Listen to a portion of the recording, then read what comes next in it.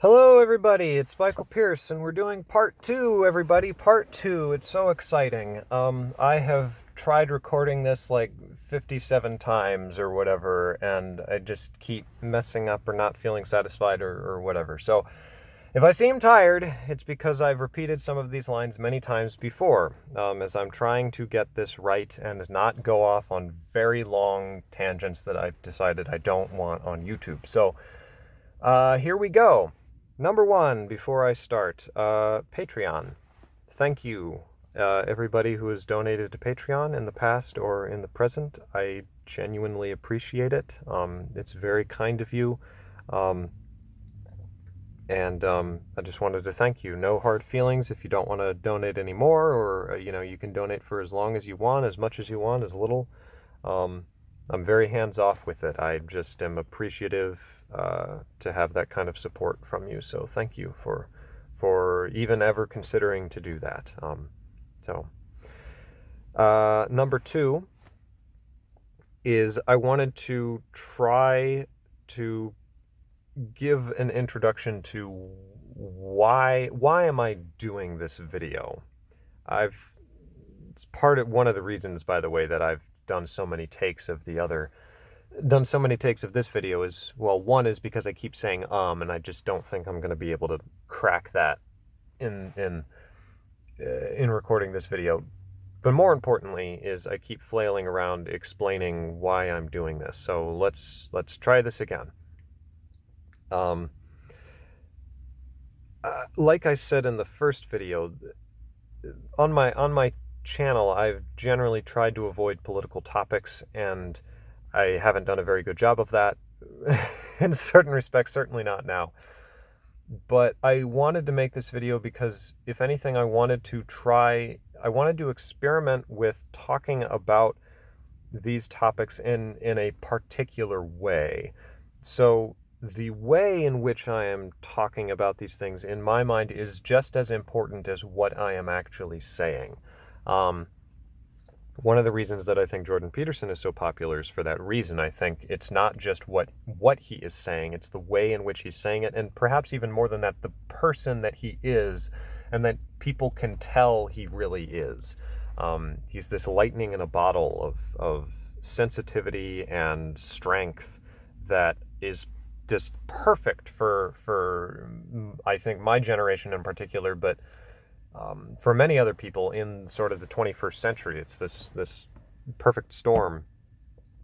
Um, and so that is sort of what's backing what he's actually saying. And I think a lot of people, when they watch his videos, that's why they will pick up even more on the virtues that he exemplifies, even more than like what virtues he specifically outlines in his language.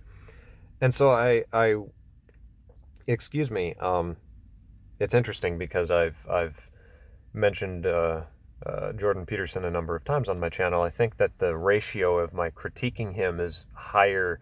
I think I've critiqued him more than I've praised him, and that leads into my next point, which is that the reason for that is I tend to have trouble directly praising people. I guess that's not always true, but it's too intimate, it's too close, it's too personal, and so it's a lot easier to, all that's left when you set that aside and leave that to my personal realm, is just the critiques and the criticisms.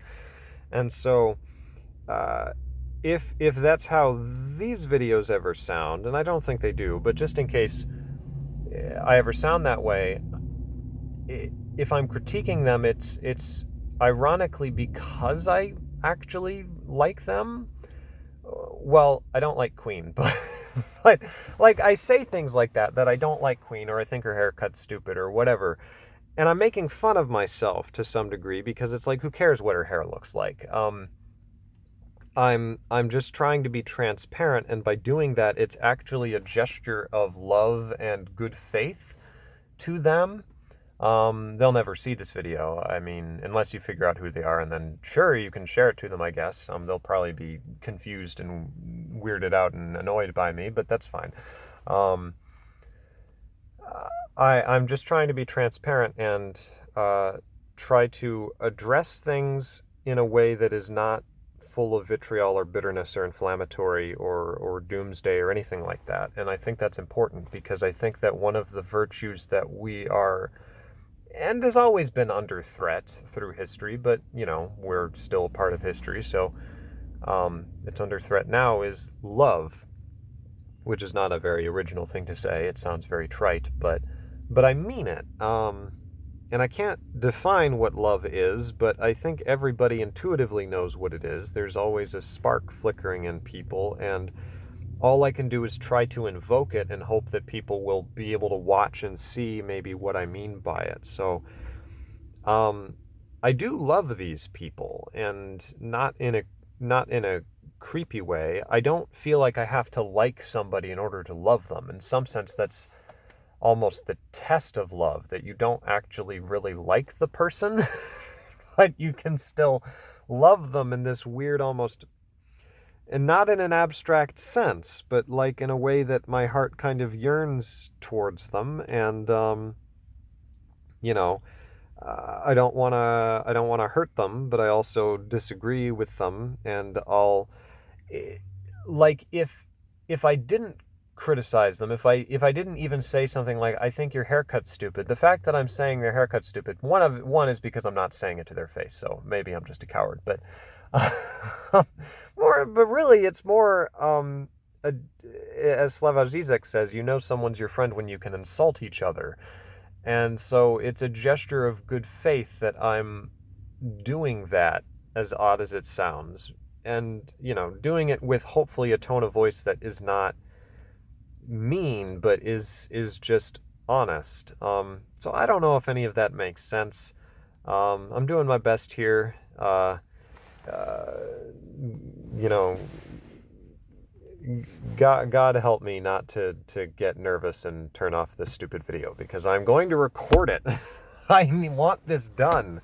And I'm not totally satisfied with that whole section there, but I'm going to keep it because it's shorter and I'm doing my best. So let's move on. This video is probably going to be a little bit, not a controlled explosion, but a controlled pop?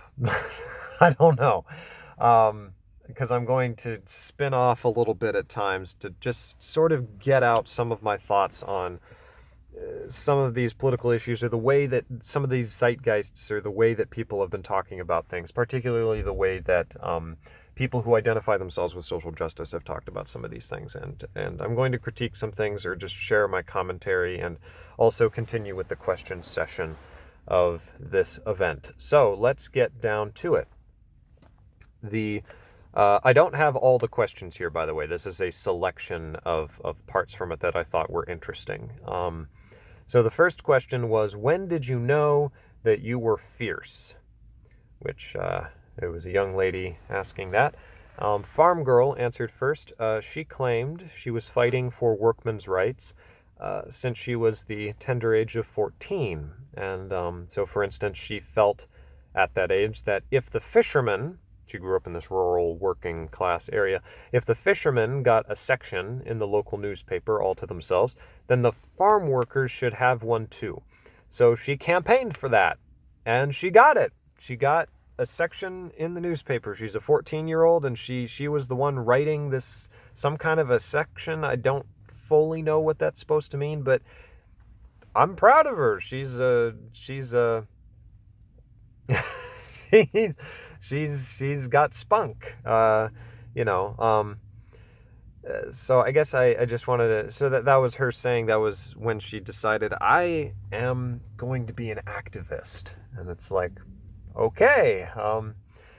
But then she said, quote, I feel like we're not going to ask anymore. We are going to tell.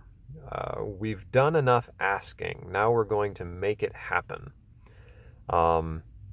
Unquote.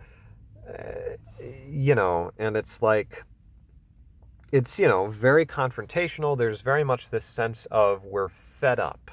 And there's a quote in, I think I've quoted it before, but it's a quote from 1984 where Winston is writing in his journal, and he basically says something to the effect of, I know this is true, but I also know that there's no way I could argue with the state, because the state is better at arguing than me, and they have like state philosophers and propagandists who would just like grind me to a pulp in a debate, but I still know what I know, and I can't let them take that away from me. And I think a lot of these people get frustrated because they know something in their heart somewhere, and it's they're not going to let go of that, and they regard that as more important than any argument. And so once they realize that other people can make better arguments, they just get sick and tired of trying to reason with them. They lose patience, and they just like, I'm no longer going to try to dialogue with you. I'm going to impose upon you. And some of that, I think there's a matriarchal level, and it doesn't have to be matriarchal, but it's almost like we have a certain respect for that in our society in certain contexts and situations. For instance, if you have kids, I don't, but I've talked with people who do, and I can understand that in a projective way. If you have kids and those kids are threatened by something, or like somebody's trying to threaten your kids, it's like you don't argue with that person. Like the instinct is not to reason with that person. And there's almost, I would venture to say that at least in American society, and I assume in Western society in general, I think all societies, it's respected, the idea that like if someone were to like kidnap your children and try to like get you to admit something, and you tried to like engage them in a fair debate or dialogue, it's almost like our reaction is, you're useless. Like, what are you doing? You go murder that person and get your kids back. You don't engage in dialogue with them. So I'm pointing that out because I do think there's a certain context, or a certain, like, we respect that feeling in certain contexts. But it's completely inappropriate in other contexts. And so I'm just trying to understand it in that way. I do think there's an element, I said matriarchal before, because there's kind of that stereotypical element of, okay, you have, this patriarch, and then you have this mother figure, and the patriarch is like, well, little Jimmy needs to learn how to swim, and if he doesn't, he'll never be a man, or whatever. And the mother figure, and like he's providing like arguments for why Jimmy should be able to do this thing. And the mother, it's almost like we respect this element in the mother that's like, I don't have to use words with you. I don't have to reason with you. I just have to like exude my hatred at you, and you'll just shut up. It's like there's no need for dialogue or anything, because you're threatening my kid. This is my kid, and I am holding my right as sort of this matriarchal figure. So I don't know. That's kind of a stereotypical way of looking at it. Maybe it taps into some archetypes, but just as I'm trying to understand some of it, people get tired of feeling like they have to explain themselves, but it's like you can't get tired, because what are you asking for? Like, specifically, what are you telling? You seem to take it for granted that what you are telling is necessarily true, because you've grasped onto this spark in your heart, and I don't deny that spark is true, but somehow things have gone wrong, and aren't you going to try to convince me of it, like persuade me? I don't know. So once again, it kind of goes back to there being this religious element there. So Queen, in answer to the fierceness question, said very memorably, quote, "My mom used to say, I came out of the womb with my fist in the air." Cue laughter. And then she told, I think, a very interesting story. Quote, I remember being very young, maybe kindergarten or so, and paying attention to gender power dynamics. Why were the boys allowed to play the drum and the girls got the triangle? Not cool. I went to my kindergarten teacher and said, why can't I have the drum? She said, that's not how it works. So I saw this dude, Eric. He was always trying to hang out with me. I said, quote, I'll let you hang out with me for 2 days if you let me have the drum. So we hung out for 2 days, and that was it for him. Time's up. So as far as I know, that was the end of the story. And so I guess, sorry for the honking. Okay, so like the first part of the story I really relate to. And I think I've talked about this before in my masculine feminine videos or whatever. That it was an important part of my kindergarten experience. It was that early on. Like, it was interesting to me that she specifically said kindergarten, because that's when it was for me. I remember in kindergarten thinking about the gender dynamics. Though it wasn't power dynamics for me. Well, I wrote it here in the script. So as far as I know, that was the end of the story. I did not like the fact at all that she used her classmate up like fruit. I know she's a kindergartner, and it's kind of funny that way, but not really, because it's like, that's cruel. What? I'm actually really irritated by that, but I'm not expressing it. But anyway, prior to that, the whole idea of seeing gender dynamics as a kindergartner, like, that is to me, like, I'm right there. Like, I was always frustrated and quizzical about gender, but I wasn't looking at the power dynamics. Rather, I was looking at how the boys and girls were so similar. And yet the teachers were always encouraging them to face off against each other. Like, I remember thinking to myself something to the effect of, like, I don't want to get together with the girls any more than any of the rest of you. Like, I never said this, but I'm like, I don't like the idea of getting together with them, because the way it's always talked about is that these girls will then sort of have like this mysterious power over me. Like, and I'm like, screw that. Like, they're not going to have power over me. Like, no.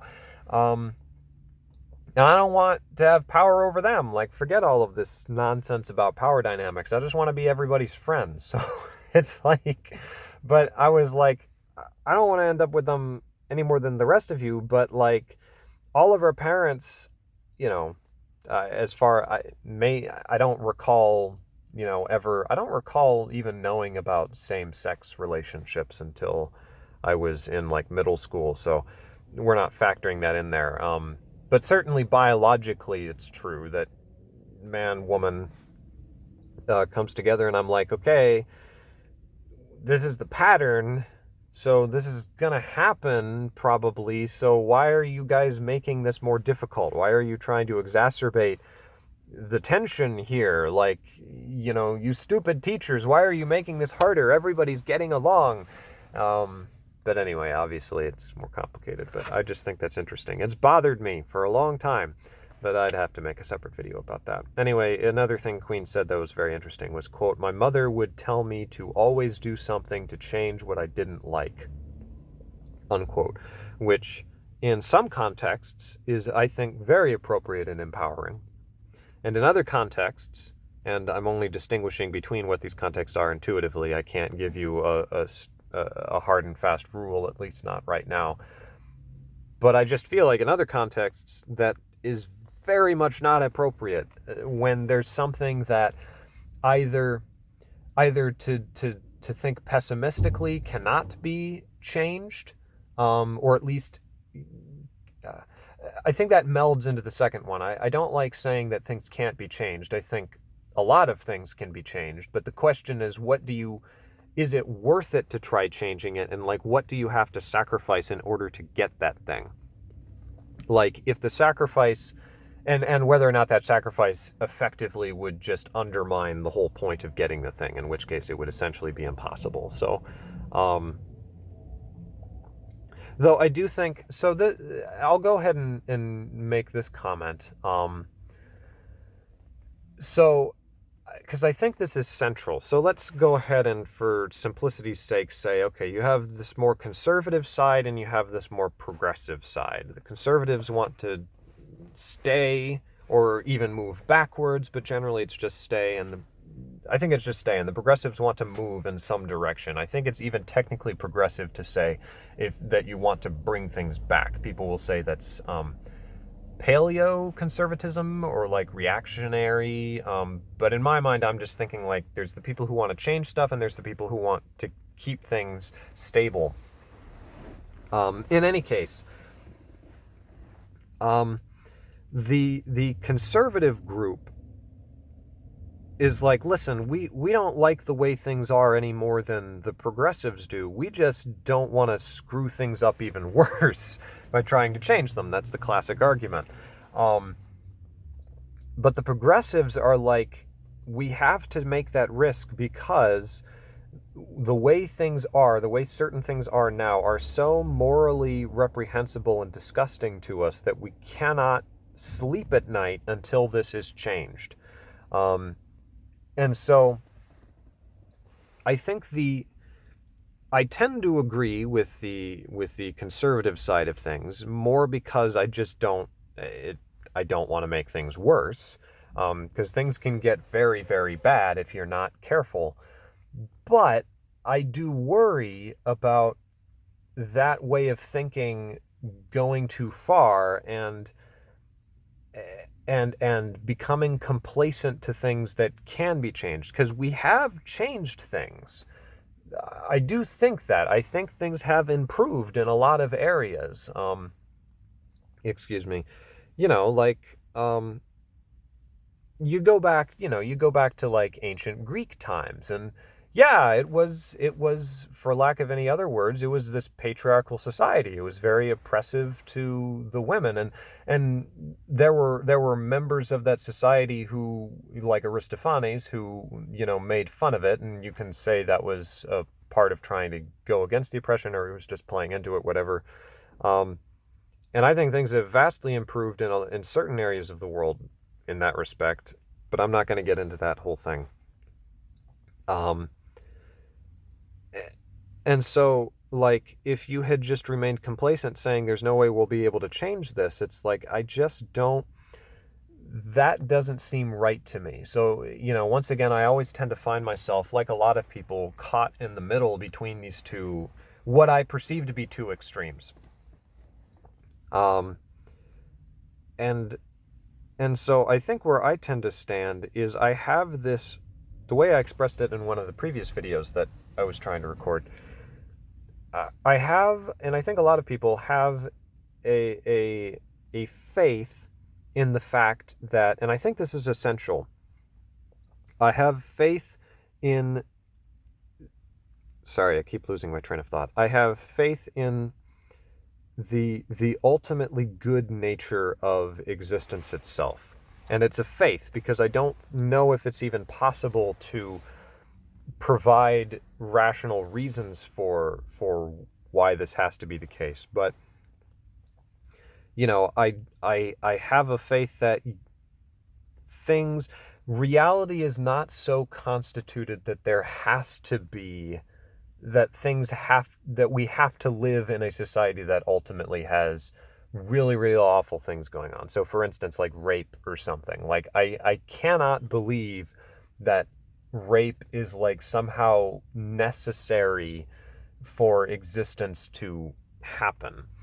I'm willing to accept the possibility of rape, but I refuse to accept that has to be a part of the way that reality is constituted. I don't know if that makes sense, but like, what I'm trying to say is that I feel like the more conservative attitude will be kind of like, they won't have any hope. There's no hope. I ought to make a video about this. Because I actually wrote a paper in one of my philosophy classes where I kind of applied some typological principles to basic political attitudes, and I talked about things. I'll save that for a future video, maybe at some point. It's a little bit immature or naive in some places, but I think it's interesting. Um, but I don't know, maybe I'll talk a little bit more about this later, but I'm having some trouble expressing it fully. But that idea of having a central faith that the universe is fundamentally good in the end, and and and that it is possible to have a certain degree of teleology, that you can move towards a better state, that you can improve things objectively without just simply always just making other things utterly worse. I know that's how things often go, but I just can't believe that we can't, I refuse to give up that hope. I think a lot of other people are like that too. I think that's what motivates a lot of the more progressive action. Another classic example would be uh, uh, very stereotypical. You have, say, a woman who is bothered, molested, maybe even raped, God forbid, but she's troubled or molested by like construction workers or something, and she dressed very provocatively. She's like in whatever, insert outfit here. And so the progressives, to split the two groups very simplistically, the progressives will say, you know, the we need the in their mind, they're like, we cannot continue to have a society where this happens. Like, the construction workers have to learn that that is not acceptable. You can't excuse that. And on the conservative side, there's this sense of, we're not comfortable with you being able to wield the power that would be necessary to change, like, the way that the construction workers are. Like, we don't like you wielding what is essentially a kind of clerical religious power, because that's psychological power, the power to change the way that people act and even the way that they think. And the conservatives are like, we don't like anybody having that power. That's too much power. And so, it's that, I'm doing a terrible job of explaining this, but you have that dichotomy between, the conservative. You'll hear people say, like, well, you shouldn't have dressed that way. And the other side is like, it doesn't matter. But the one side, when they say you shouldn't have dressed that way, they're taking this more pessimistic attitude of like, you can't expect these other people to change just for you. Like, it's going to take a long time, but that often will threaten to mean we're just never going to change it, right? And so you have this tension. A great example of this is, I think, Martin Luther King's letter from Birmingham jail, which I'm no expert on, but it's that same principle of like, you keep saying we need to wait and be strategic, but I'm starting to think that you really just mean we're never going to do anything. And so I'm caught between those two sort of feelings about it. I think I tend to rest more with the conservatives, if only because of inertia. But so those are just some thoughts on that, I guess. I get irritated with both people. You have to have you have to have compassion on people who are not moving at the same rate as you in terms of their, I don't know, their wokeness or whatever. And also some of the ways that people are being woke, obviously, I don't agree with. Next question, second question. Quote, do you think we have come any further in our imagery of women? To which Dreamer, the second wave feminist, admitted, quote, sure, well, given 1,000 years of patriarchal suppression, we've come a long way, unquote. She also related how, quote, we've changed the conventions of language, and Jordan Peterson is like pulling his hair out right now. Right now. People hated, so this is her example, people hated the term Ms. and called you a stupid bitch. for using the term Ms. But we are all Ms. now, unquote. And there was applause at that. But I just thought it was interesting because she said that she swore "stupid bitch." She said that with such bitterness that you knew she had been called that. I mean, you could easily, it takes a couple logical deductions to know that she would have been called that. But she just had a lot of stuff that quite understandably she hadn't worked through. She said it with such like sudden vehemence. She was such a placid kind of personality normally, it seemed. But, you know, every once in a while, like another example that I wrote here, like it was this point where this resentment showed through. Quote, "I used to paint in my bedroom and my mother told me I was not a proper daughter because I was not doing what I was supposed to for the family. She was disappointed and perplexed. I was painting a watermelon. My supportive dad said, 'Drop the brush.' So I got it. I better fucking drop the brush. I have no authority, but I'm still holding the brush," unquote. And obviously, when she said, "I better fucking drop the brush," she said that with just it. You know, I have lots of mixed feelings, but to be fair, that did it was very uncomfortable, and it didn't.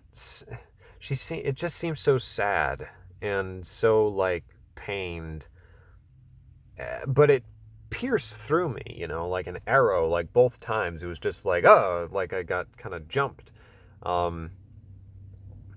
because I could just tell there was such feeling there. And also that particular it's just so sad. But you know, like she said, I'm still holding the brush, and she has. And you know, I have a lot of respect for her for that. I don't know if I've communicated that enough, but you know, she refused to, in the end, be cowed by her tyrannical father. I think in sort of the story of her life, you know, the ideal would be to even go another step of being strong enough of being able to not just not be afraid of the father, but even go the step further of overcoming him fully by being able to understand him and even forgive him for his, what, as far as I'm concerned, are just wretched sins against her. To that's sort of the point when you know you have fully overcome, is that forgiveness stage, without condoning. But you know, that's kind of a part of, you don't have to like him, but you need to have that element of actual love. That love is power, like it's energy, it's but it's like self-control and power.